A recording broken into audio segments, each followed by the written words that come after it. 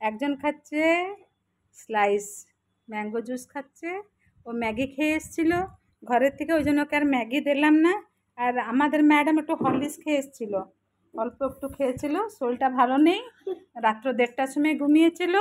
এক্ষুনি অল্প একটু ম্যাগি করে দিলাম, তাও তো বলছে খাবো, খাবে না। এই দেখুন, এই যে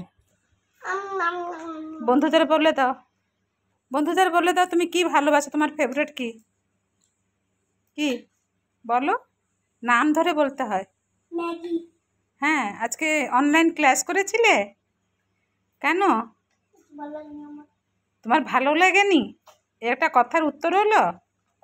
আমার মা মিথ্যা কথা বলে দিচ্ছে। কি মিথ্যা কথা বলেছে? তোমার শরীর ভালো না বলে ম্যাডামকে? হ্যাঁ, মিথ্যা বলতে নেই জানো তো। কালকে রাত্র 1:30টার সময় ঘুমিয়েছে বন্ধুরা, শরীরে অনেক অস্বস্তি লাগছিল বলে ওর, আর ওই জন্য ওর মা ওকে সকালবেলা ডাকেনি।